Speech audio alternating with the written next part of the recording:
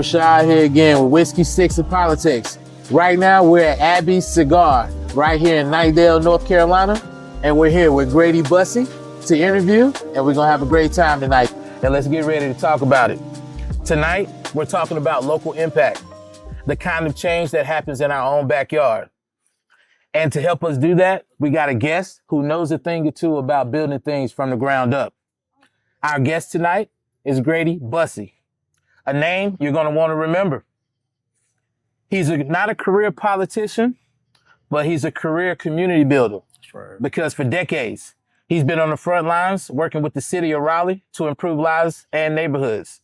From helping launch new community centers and parks to developing a video series that celebrates our diverse neighborhoods. Grady has a track record of bridging gaps and amplifying voices. He's the guy who helped create the city's community policing program, and he's been a powerful advocate in the fight against homelessness in Wake County. And now he's bringing the same passion and experience right here to Knightdale, where he's running for town council. As the current chair of the Knightdale Citizens Advisory Board, Grady's already working to make sure the town's growth is smart, inclusive, and it serves all its residents. Yeah. He's focused on key issues like boosting voter turnout. That's right. Now, I don't know a lot about politics, but I know an honest man when I meet one. Yeah. And I've been able to look Grady in the eye tonight, and he's already been able to tell me a little bit about his vision for Knightdale. Yeah. So Whiskey Six and Politics again. I want to introduce you to Grady. No, I appreciate you. Thank you for having me. No, I appreciate it. I appreciate it. And so Grady, I'm gonna get started out just kind of from the beginning, right? Yeah. I want to introduce you to my audience. Yeah. This is your first time on my podcast, you know what I mean? Yeah. And I'm enthusiastic about your run for Knightdale. Well, I appreciate that. So tell me, thank you for joining us so much. Now, your strong focus on community is what I've been able to read in a lot of the articles about you so far. Yeah. So tell me, what brought you to Knightdale and what makes you love this place so much? Well, I think, being that I'm not from North Carolina, normally it seems like a lot of people have their own unique story how they end up in Knightdale. Okay. Right. I came to St. Augustine's College back in the 90s, university now. And I fell in love with Raleigh and Wake County, and I ended up moving to Knightdale about 10 years ago. And one of the realities about Knightdale is that it was considered to be a bedroom town. Okay. Normally what happens is, people work in RTP, work in Raleigh, right, and they come home and go to bed. Right. And, oftentimes people are not engaged in what's going on in local politics, and just because of the fact that, you when you come home, you want to relax, you want to take your clothes off and lay down, and you don't get involved. And what I realized is that when you do that, there are going to be people that's going to be representing you and may not have your same mindset and same vision that you want for your own community. Right. Now, I'm going to have to, I got to ask the tough questions out here a little bit. Yeah. You mentioned that you came for St. Augustine's College. Yeah. When did you graduate from St. Augustine's? I got to date you. Yes, sir. So I was dropped off in 91. And see, and back in those days, we didn't have internet or anything like that. So it was basically sight unseen. Right, right. And, back in those days, my mom literally dropped us off in our 1984 Lincoln. And she said, look, I'll see you in Thanksgiving, And so, I have a twin brother, Gary, and he actually ended up going to NC State. Okay. And so we were part of what was called the New Great Migration. Okay. So back in the 20s, the teens, all the way up until the 50s, African Americans, left the Jim Crow South to the North to be able to look at new opportunities. So that's where you got a lot of folks from New York, Philadelphia, Detroit, Chicago, right? Chi-Town. And so, that's where we were. And so it ends up happening during the 70s and 80s when the Jim Crow aspect came and went. There was a new migration back south. And so that's where you've seen the African-American communities come down, as well as the historical Black colleges were at its peak because of the new migration south. So I was a part of that. And I'll tell you, like I tell anybody, I remember watching School Days. Right. When I was in high school. Wake up! Yeah.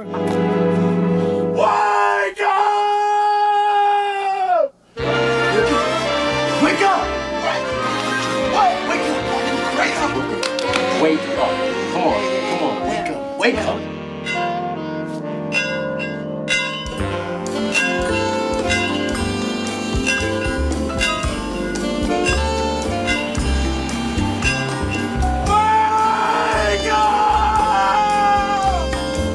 And I remember seeing, that whole Black college experience, and I said, I don't know what that is, but I want that. But I want some of that, right? No.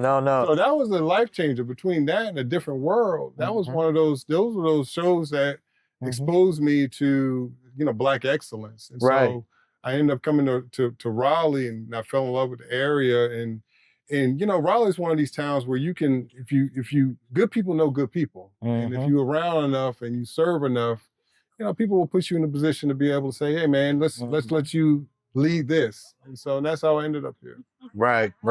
We appreciate you giving us that background insight. Yeah. So what do you feel like from your professional or your personal background has prepared you to represent the diverse interests of a city like Knightdale? So, I will tell you, one of the unique things about my personal experience is that I have had close to 20 years of community relations, community involvement, and community organizing. Before I was,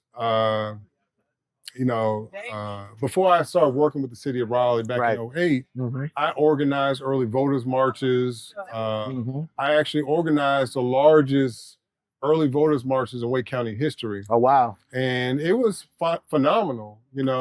I think when it comes to the concept of me getting involved with politics, we all have our own stories on why. Right. And back in 2007, I was running a real estate and mortgage company. And I have a real estate license. And at that time, the world crashed. The real estate market crashed. Right. And at that moment, I just Wait a minute. I apologize. Did you say that you started working in real estate in 2008? Oh no. I started working in real estate back in the 90s. Oh, okay. So I was here. I was doing it when we were actually in the boom. Gotcha. And I was making a lot of money selling real estate. Lending was easier. And I think, I had a niche product. I was primarily the African-American first-time home buyer. Okay. And so back in those days, it was okay for a family to make $80,000 and they can afford their first home of $175,000. And it was a good time, especially for us. We were learning how to be a part of the great experience of home ownership. Right. And I remember, it was just like overnight where it went from, closing 12 to 15 transactions a month to everything was done.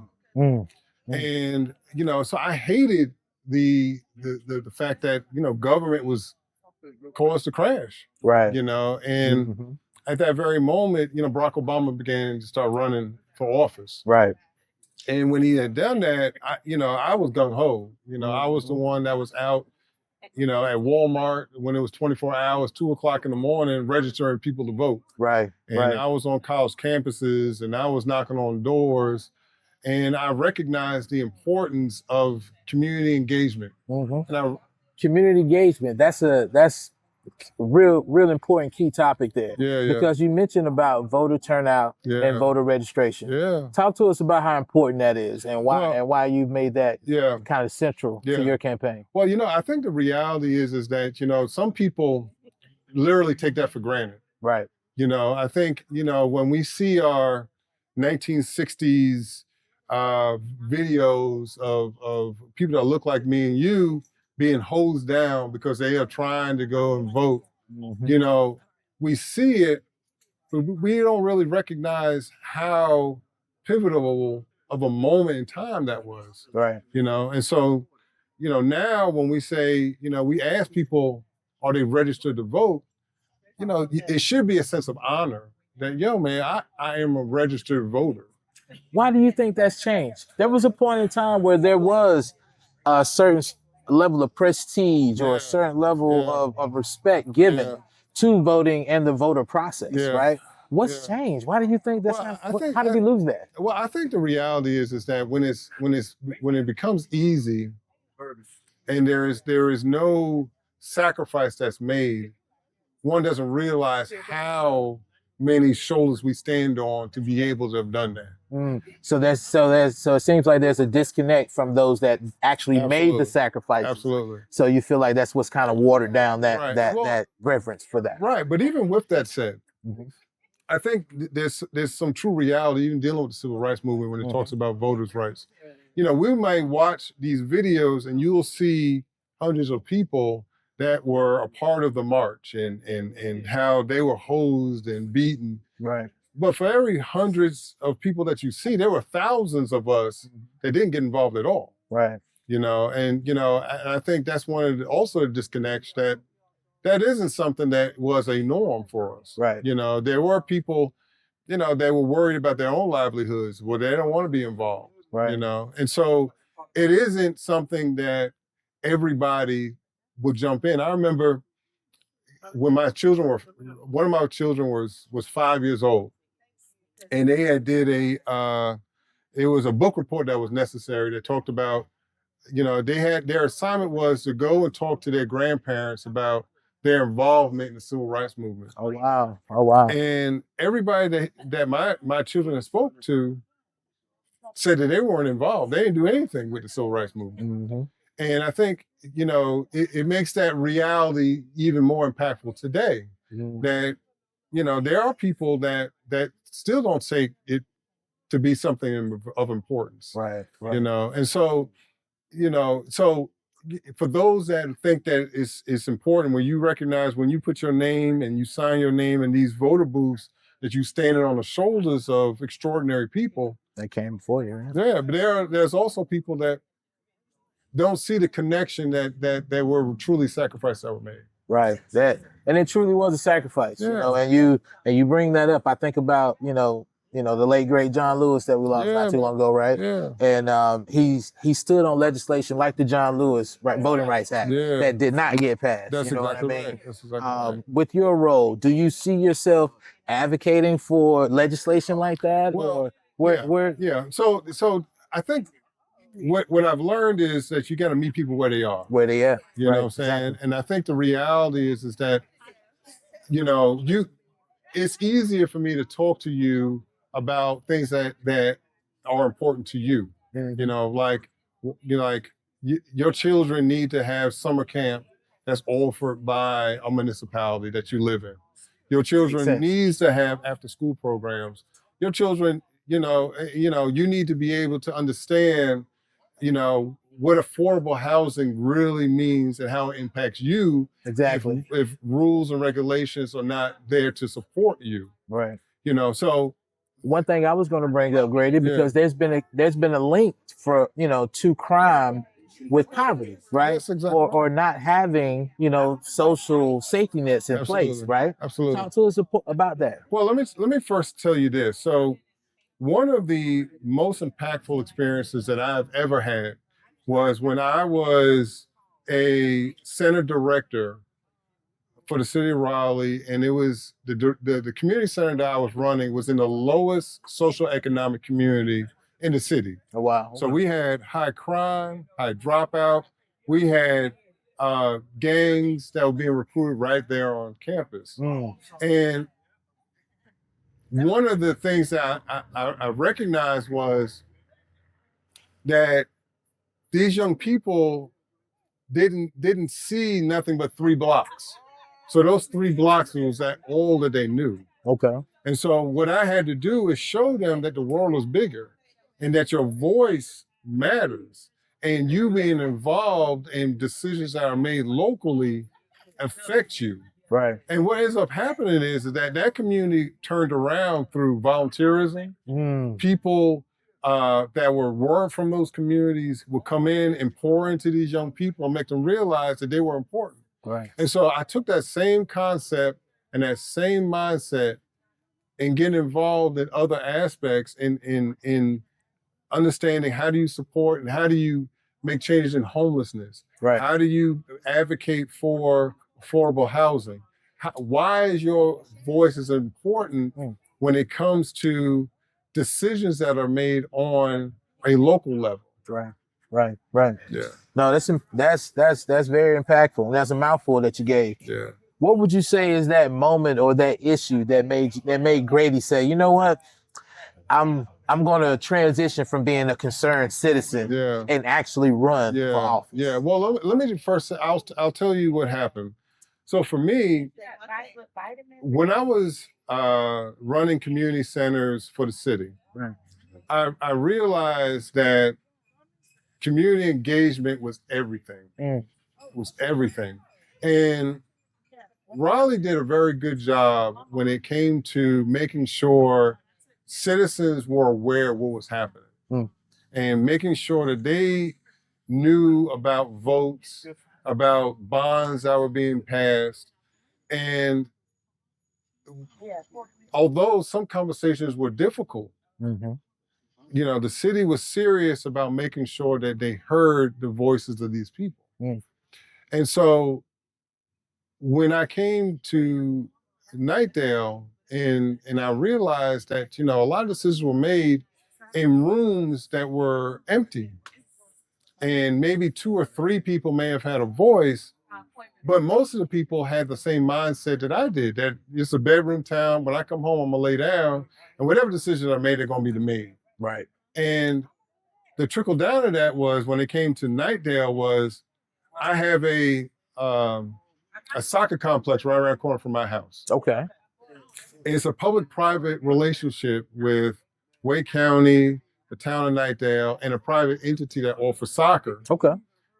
And so sounds harmless. Right, sounds harmless. On paper, it looked like that we were supposed to all appreciate the ability to use this space. But when I pull up on it, the entire complex is gated off. And it was saying, you know, unless you are part of this soccer organization, you can't be on this. You can't be on this campus. And I remember the first time the police rolled off and said, hey man, you can't be here. It made me think, why? You know, because it's a public place. It's a public place. But because of the memorandum of understanding indicated that, you know, it is only allotted for certain groups of people, you know, regular public can be a part of that. And so, you know, because of the fact that I've had municipality experience for over 15 years, I knew there was something wrong with that. Right. And so, and that's where I realized that I can't be a bedroom person just like everybody else was. I had to get in a position, not just be the person to be angry, but I need to be in the room when decisions are made because now we're affecting people that we're going to just be mad and walk away. Right. Not thinking that there's more opportunity for them to be involved. No, thank you for setting that up for us, okay? Yeah. And I appreciate you telling me about that tipping point that made you say, you know what, I need to get involved. Yeah. Because that doesn't make sense. You went and built something with public dollars, right? And then you went and basically held it for private interest. Exactly right. Exactly and we know that as soon as you put a price tag on it, you eliminate most of the population from enjoying it, right? And see, and one of the realities that, you know, I recognize, you know, as a father of 3, you know, when you want to get your children involved in extracurricular activities, there's a sacrifice that's being made. Sure. Right. Sure. And so when you have, you know, you want to be a part of a team, but it costing you $4,000 or $5,000. Well, now you making real decisions. Yes. Is my rent or mortgage being paid, whether or not my child is going to participate? Right. And so we have to think things differently, you know. And a lot of times, you know, our leadership they are good people, but they can be nicely naive to what's really happening. Right. And because of the fact that I've dealt with public-private relationships, and I know what the right conversation needs to be had, puts us in a position to say, okay, wait a minute, let's reevaluate this to make sure everybody benefits. Absolutely. And in making sure everybody benefits, let's dive a little bit into your platform for Knightdale, okay? Yeah. Knightdale is a growing community. Yep. And with that growth comes both opportunities and, of course, challenges. That's right. What are the top 3 issues you've heard from residents in Knightdale that you want to tackle? Yeah. So if you get elected as councilman. Right. So when I get elected. When you get elected. So I think one of the realities is twofold. Okay. And I'm gonna get into the 3 issues. Most people don't know what town councilors do. Okay. Most people don't. And you're right. Let's take a step back. Yeah. Let's talk about it. So what a councilman does.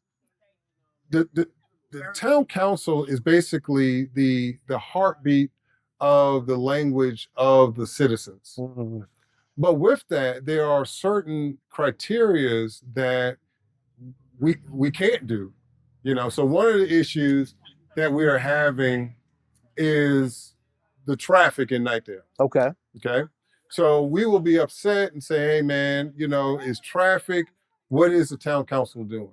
Right? Well, the reality is that the roads are owned by the state. Mm. So when we talk about construction, when we talk about other routes for people to be able to get back and forth, it's a state issue. Okay. But by nature, you're thinking, okay, well, you are in charge, so you can fix it. You can fix it. You see what I'm saying? But that's just because most citizens don't know what the councils do. Right? Okay.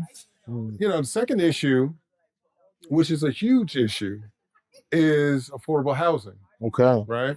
Affordable housing. And this is where we are able to come in as town councilors, is to be able to sit down with developers, sit down with the county, sit down with the state, figure out funds and creative and new ways to be able to offer affordable housing. And that's one of the realities that I bring that's different, because the city of Raleigh, when I was working in the housing department, it gave me the ability to see all of the things that we were doing, from land trust create developments, right, where developers can come in with different money, because now the state and the county can come in and say, all right, well, we're going to help with this land trust agreement for you to be able to build. And the trickle down of that is, now instead of you buying a $700,000 house, you're at $400,000 because of the land trust agreement. You know what I'm saying? No, it's a lot of benefit. It's a lot of benefit. It's a lot of benefit. So what ends up happening is, the reality is that you got to have people in the room that has had a different approach and a different vision and have seen things differently. And so when we're making decisions, it's better. And the third aspect for me is always going to be the youth. Knightdale has 23,000 citizens. 18 and under is about somewhere about 11 to 12,000. And so we're talking about a traumatic amount of people that I believe we can do better in servicing. Not everybody has a jump shot. Not everybody can hit a baseball. Not everybody can hit a softball, right? Right. And so when we don't have summer camps that are adequate for everyone, we do have a YMCA, but the YMCA is $400 a week. Okay, well, who we patronizing? And you can only get maybe 100 or 200 kids. So we're talking thousands of young people that will not have the ability to go to camp. And so, because of the fact that I have built community centers, I've ran centers, I've ran camps, I've ran after school programs, I know the devil in the detail and the economics that will allow. I've always told people your plumb line on how do you support your young people is always going to be based upon your summer camps and your after school programs. Because if you don't offer that, now you are opening up the cesspool of saying, okay, well, what are they doing? Now, so you talking in code there when you say plumb line. That's where the wink come in. We'll come back for that, but wing. That's gonna be for a specific part of the Whiskey Sticks and Politics audience. There you go. No, I appreciate that, and thank you for sharing that insight, right? Yeah. Because Knightdale has seen a lot of new residents, right? And typically with that, we got commercial development. Yeah. So how do you balance this growth and the need to maintain that small town feel, right? Right. Well, and specifically managing the traffic and the green spaces that you already mentioned. Right. Well, again, one of the positives is that Wake County has a lot of good leaders that understand greenway space is imperative, right? We recognize that you got to be able to have a different concept, a new concept, and make new friends when it talks about the traffic and the future. One of the great things that we've done is we have what's called the Bus Transit Association. Bus transit. BTA. Yeah. So with the bus transit, which is now coming to Knightdale, is giving the bus transit capability for people to be able to be more mobilized. Right. I think, Knightdale 10, 15 years ago, you had to have a car to be able to get around. If you ain't got no car, you're done. That's how I grew up. I remember if you wanted a girlfriend, you needed to get your driver's license. Right. You needed to get a car, have a job, so you could date a girl. All of that made sense. That's how I grew up. Exactly. Where I grew up, we were taking public transportation since we were 9 years old. My mama would give us 75 cents to get on the bus to be able to go to the pool, the city pool. Oh, wow. And, and that's just the way it was, you know what I'm saying? So we are recognizing that there's growth. Right. Now, but what I will tell you is that I have seen Knightdale's future because of my experience in Raleigh. Since I've been working with Raleigh, we were part of the boom. And we did a lot of things that were right, but there are things that we could have done better. And so what I want to make sure that we don't do in Knightdale is make the same mistakes when you're dealing with astronomical growth in a short duration of time. Right. And engaging our community to make sure that everybody knows what's happening, because, unfortunately or fortunately, well, it's unfortunate. There are people that are betting on people not knowing. Yes. There are people that are betting on the fact that folks don't even participate in elections. Knightdale has 23,000 people, and the last election, only 1,000 people voted. Oh, no. Yeah, only 1,000 people. So why is that? We're looking at less than 2% of the population, right? Where the goal now is you got to engage the public, let them know that there's an election. Let them know that your voice is necessary for the future of Knightdale. Because there are people that are betting on the fact that you don't know that there's an election. Because if you do that, then the same people are going to be in position and in power and making the same decisions. And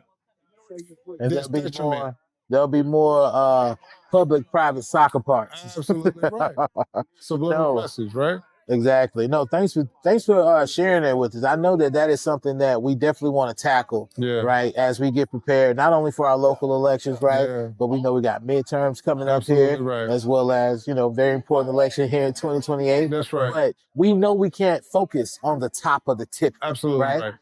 And for you, when you're talking about people getting them mobilized, what do you think that, how do we bridge that gap? How do we make sure that people are aware of elections when they come about? Yeah, well, and I think the thing is that when we talk about elections, oftentimes we look at the shiny penny. Yeah, right. The big approach of things, because that's where the money is spent. You'll see it on the TV, radio, it gets national attention all the time. Mm-hmm. Well, the reality is that it's your local elections that truly is impacting on how you actually do business on Your day-to-day life. on your daily life. Yeah. And so there is a plan where if I'm frustrated what's happening in Washington, well, I don't want to get involved in nothing. Mm. And so when you have that mindset, municipality elections are something that it's not as important because it's not the shiny penny. Right. Where in which they're the ones that's affecting whether or not your child has, after school programs. Right. They're the ones that decide whether or not your child has camp. They're Right. the ones that decide whether or not, decisions are made about your own school system. Right. You Right. see what I'm saying? A lot of big decisions A lot get of made. decisions are made locally. Right. Yeah. And we're talking about economic development Yeah. because we know this city, this great city of Knightdale, is growing. You're Right. absolutely right. And with growth, there's always room for more growth. Right. Absolutely right. So what's been your plan, or what are your thoughts as far as Knightdale's vision for attracting new businesses to the area? Well, I'll be honest with you. It kind of goes back to the fact that what we're seeing, where we are today is leap years away from where it used to be. Right. 10 years ago, people wanted to go to the big town of Raleigh to do everything. Exactly. Well, now we recognize that, you know what? I like to be able to have industry right here locally. And we have people that are growing up that are hosting businesses, that have businesses here. I've been to bakeries that are right here locally. We have the Latino population that have multiple businesses that are happening. We're at, a cigars bar right here in Knightdale. Mhm. How often do you see that? No. And so you're seeing the desire that we want to have business here, industry here. Mhm. And it goes back to the thought that you got to have people understand business. And the fact that I own a small business Mhm. gives me the ability to understand dollars and cents. What kind of support will I need to be able to launch future opportunities for myself? Mhm. And there's always that fine balance, right? Because we want to support big businesses coming in, but we also want to support small business Absolutely. owners that you Absolutely. just mentioned. Abby Cigar Lounge, Yeah, here, man. right? Yeah, We man. got the Retro Gamer Bar, Yeah, right? yeah, Right here in yeah. Knightdale Right as here, well. right there. And so these small businesses, they're going to be here. How do we make it conducive for them and still keeping an eye on trying to get those big guys to come spend money? And I think one of the misconceptions of growth is you're taking away something. Okay. Yeah. You pulling. Mhm. Knightdale will never be a Raleigh. It will never be a Raleigh. But what Knightdale has created, or what Knightdale can create, is it being a destination place as well. When we talk about those that even patronizing where we are tonight, folks are from all over the place because they want to come out. They don't want to be on Fayetteville Street. Mhm. They want to be in a lounge where, hey man, it's a beautiful night, and I'm 15 minutes away from my house. Mhm. Because we have, Highway 87, people can get to Knightdale just as fast as they can get to North Raleigh now. Oh wow. Yeah. So we are in the perfect place for growth, Mhm. and it's reasonable growth. And at the same time, people can still go home. They still going back Right. to Raleigh. They still going back to Wake Forest. They still going back to Zebulon. And so it's a place where there is economic growth, but you just got to have the right people in place to be able to understand how growth is a benefit for everybody. Right. And you got to be able to speak that lingo. Right. Right. And the lingo that everybody likes to speak is money, right? Absolutely. Dollars and cents. Everybody Absolutely. likes to talk about that. But we know with more money comes more problems, Absolutely. right? Absolutely. And many residents are concerned about the rising cost of living That's right. and property taxes. That's right. So as a town council member, Yeah. how could you approach the town's budget to be both fiscally responsible Yeah. and responsive to the needs of the community at the same time? Right. So here's what I will say. That first of all, you know, it goes back to engaging the public correctly. Right. You know, I think one of the things is that we always want our municipality to be responsible with budget. Mm. But on the same token, what we have to make sure is that the public is engaged to understanding the budget, understanding where growth comes in and how it affects them. Right. You know, I'm a big believer in one-on-one classes. Everybody should understand budgeting one-on-one, right? We budget our own homes. We know that you got to pay the light bill, the mortgage, you got to tithe if you're a tither, you got to put your money away in a 401k for a rainy day. Absolutely. You got to put yourself in a position where your money is working for you, right? Well, it's the same thing when we talk about the municipalities that serve you. You know, now we have a fiduciary responsibility to make sure that we do right by our public. Absolutely. But in the same energy, I just need to make sure that people understand that they need to be in the room when these decisions are made. And again, it goes back to the philosophy of us being a bedroom type of town. Right. And if I'm not in the room, I'm good. You don't have a voice. You don't have a voice. Don't have a voice. Mm. That's very interesting. So I know that running for office, especially at the local level, is a very unique experience. Absolutely. So let's talk a little bit about the campaign itself and your vision for the future. Yeah. So what's been maybe the most surprising or rewarding part of the campaign so far? I will tell you one of the humbling aspects of my campaign is how many donors that is invested in me. You know, I think it is truly a humbling experience. Right. And I will also say that women rule the world. If you didn't know whiskey sticks in politics, Grady Bussey just told you. I'm telling you, I've gotten more money from my women donors than anybody. Now, you know, men donate too. Men donate in the way that they donate. Yeah, I think the other aspect that's been humbling for me is how much free information, how many times people have been in position, already have had elections that have decided to pour into me with knowledge. I have a plethora of think partners, what I consider think partners. And they have given me the ability to avenue myself to be in a position. Right. You know, I'm the only Democrat that has been endorsed by the Wake County Democratic Party. Congratulations, sir. Thank you, sir. Congratulations. But I think it's because of my track record and the fact that, you know, I'm running a quality campaign that puts the people first. Right.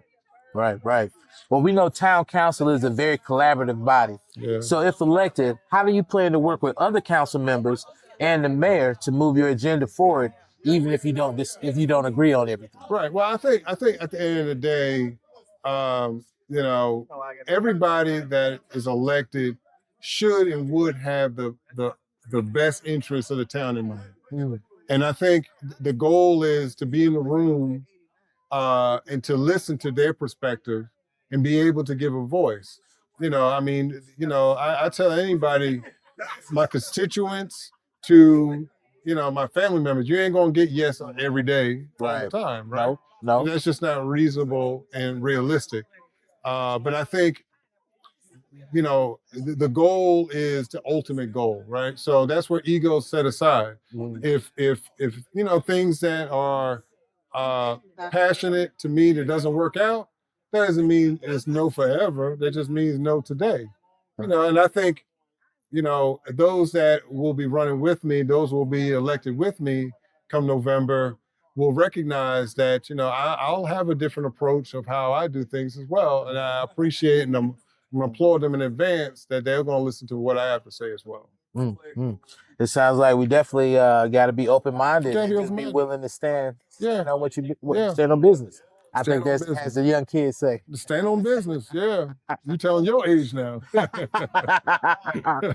Now, question for you, Grady. If I Yeah. were to have you back on my show in say 4 years, Yeah, man. and you could point to one thing that you were the most proud accomplishing Yeah. during your term, what do you want that to be? I think it is going to be, at the end of the day, the most significant thing that I will be doing is making sure that we provide the right type of support for our young people.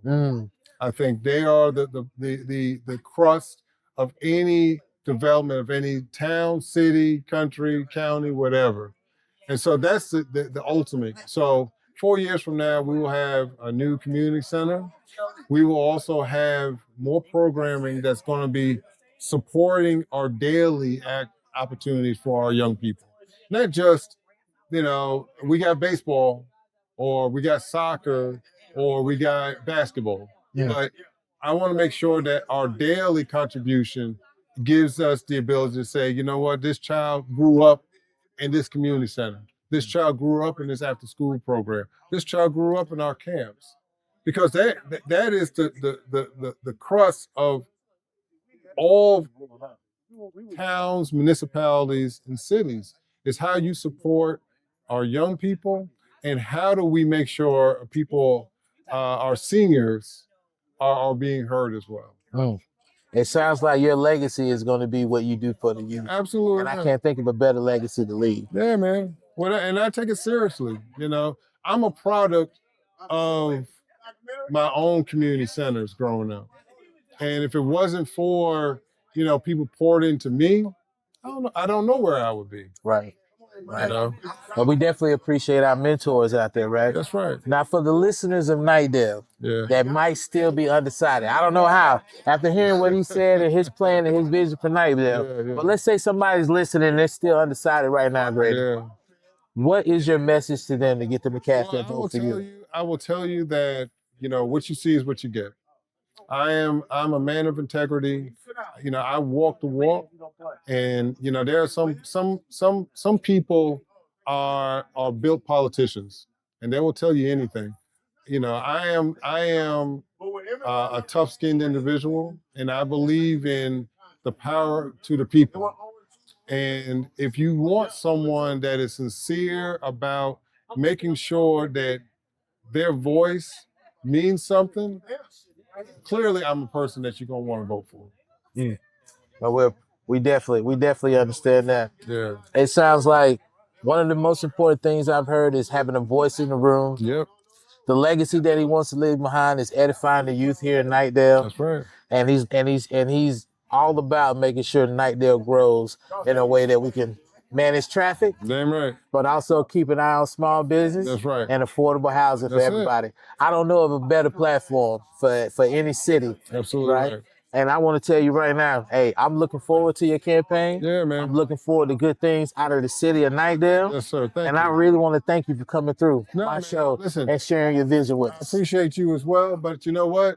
It takes people like you. I think the reality is that you creating a show to give a little old me the ability to speak and be in front of people means even more. Because again, you don't have to do that as well. You don't have to. This doesn't have to be important to you. But just like there's an African proverb called Ubuntu, which means I am because we are. And I'm a believer in that. I believe that I am who I am because we as a collaboration makes things move. And you meet people where they are. Everybody's not going to get up and knock on doors. That's fine. Well, I'm gonna meet you where you are.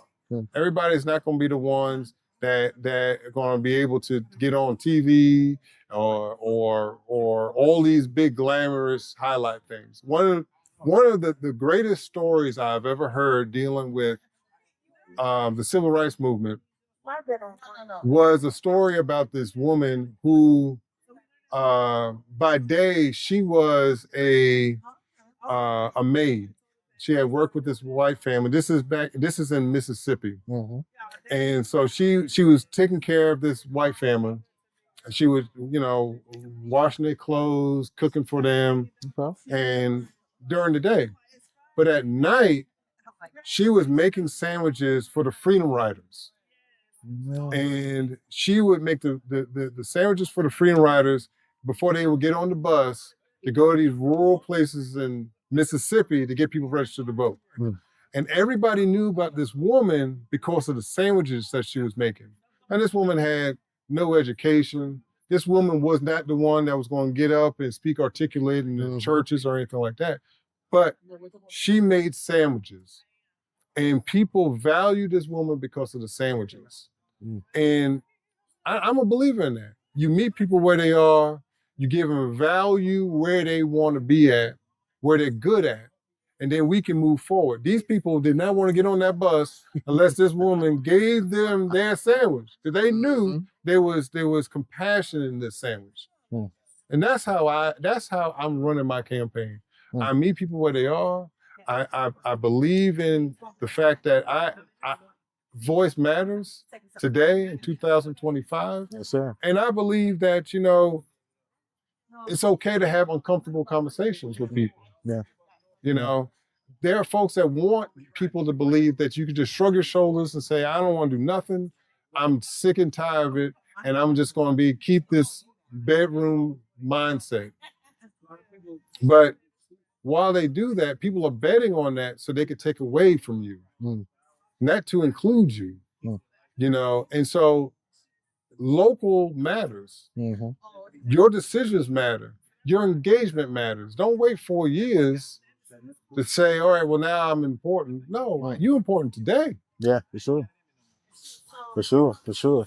No, definitely, Grady. We really appreciate that. How can people find out more information about your campaign and support if they want to? Absolutely. So you want to go to my website, GradyBussey.com, GradyBussey.com. You'll see my whole platform on why it's important to be involved, why it's important to get a person like me to represent you, to donate, and to make sure that you hold me accountable. I'm a big believer in I'm a walk and talk what I believe. And I want you to hold me accountable, because the only way we can move forward as a town, as a county, as a state, as a nation, is you hold local accountable. And I'm gonna be the one, I want to be that example on what that looks like. No, we thank you. Hey, accountability. Yeah, You heard it here, guys. Whiskey Six in politics. Thank you so much, Grady, for coming out. No doubt. Good luck to you on the campaign. Thank you, I'm sure this won't be the last time I see you. That's right. Thank you so much. We'll see you. Man, I appreciate y'all. Yeah. Thank you so much. Okay, you got a whole look set up here. Want to do some one-hit wonders? Let's do, can I search a song? Okay, so DeBarge, here we go. Is it on? Mic check. Ooh, I'm ready. I'm gonna be somebody.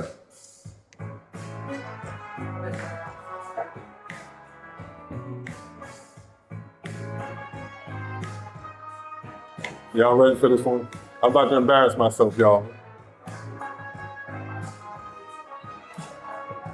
I've been thinking about you for quite a while. You're on my mind every day and every night. My every thought is you. The things you do, they seem satisfying to me. I must admit it, cause ooh, and I like it. In the back. Tuesday fills up my spine every time I take one look at you. Ooh, and I like it. Girl, you're blowing my mind with the things you say to me. Ooh, and I like it. G-Spring fills up my spine every time I take one look at you. Ooh, and I like it. Ooh, and I like it. We ain't even rehearsed this. Ooh, and I like it. You can buy my album at Roscoe's, Chicken and Waffles, barbershop and gas station, and check cashing place if that doesn't work as well. Thank you, y'all, and good night.